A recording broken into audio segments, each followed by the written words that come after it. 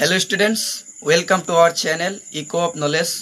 আজিৰ ভিডিঅ'ৰ মূল বিষয়বস্তু হৈছে যিসকল ছাত্ৰ-ছাত্ৰীয়ে 2025ত SSLC এক্সামত ফেইল কৰিছিল আৰু তাৰ পাছত কম্পাৰ্টমেণ্টেল এক্সাম দিছিল সেইসকল ছাত্ৰ-ছাত্ৰীৰ বাবে এই ভিডিঅ'টো বহুত গুৰুত্বপূৰ্ণ বুলি ভাবি আছো। মেছেজ কৰি আছে যে কম্পাৰ্টমেণ্টেল এক্সামৰ ৰিজাল্ট কেতিয়া প্ৰকাশ পাব, অৰ্থাৎ কম্পাৰ্টমেণ্টেল এক্সাম 2025ৰ ৰিজাল্ট কেতিয়া দিব সেই বিষয়লৈ বহুতো ছাত্ৰ-ছাত্ৰীয়ে আমাৰ কমেন্টও কৰিছে আৰু ইমেইল যোগে মেছেজও কৰিছে।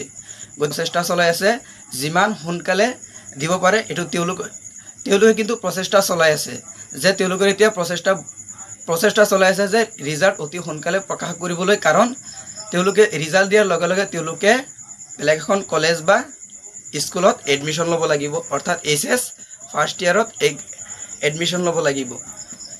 গতিকে বহুতে হতাশাত ভুগি আছে, বহুতো ছাত্ৰ-ছাত্ৰীয়ে ডিপ্ৰেছনত আছে।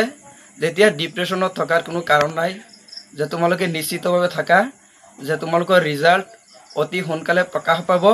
আৰু কিছুমানে আগৰ ভিডিঅ'বিলাকত কমেন্ট কৰিছিল যে কিছুমানে কৈছে 1-2 মাৰ্কৰ কাৰণে বা 1 মাৰ্কৰ কাৰণে কিছুমানে কৈছে ফেইল কৰিব, আৰু কিছুমানে বহুতে কমেন্ট কৰিছে যে পাছ কৰিব, আৰু কিছুমানে কৈছে যেনে তেনে পাছ কৰিব, আৰু বহুতে কৈ আছে যে এক্সাম নিদিলেও নেকি পাছ কৰাৰ কিবা চান্স আছে নেকি বা সম্ভাৱনা আছে নেকি। এই ধৰণৰ কমেন্ট কৰিছে, সেইসকলক ক'ব বিচাৰিছো এনেকুৱা মাইণ্ডছেট হ'লে নহ'ব। আমাৰ মাইণ্ডছেটটো বহুতো প্ৰভাৱশালী হ'ব লাগিব, পাৱাৰফুল হ'ব লাগিব, তেতিয়াহে আমি আগবাঢ়ি যাব পাৰিম। আৰু তোমালোকে এতিয়া টেনশ্যন নকৰিবা, টেনশ্যনৰ কোনো কাৰণ নাই। ৰিজাল্ট অতি সোনকালে প্ৰকাশ কৰিব, অৰ্থাৎ 20 তাৰিখৰ আগতে তোমালোকৰ ৰিজাল্ট আউট হ'ব, অৰ্থাৎ 4-5 দিন পিছতে তোমালোকৰ ৰিজাল্ট ৰিলিজ হ'ব।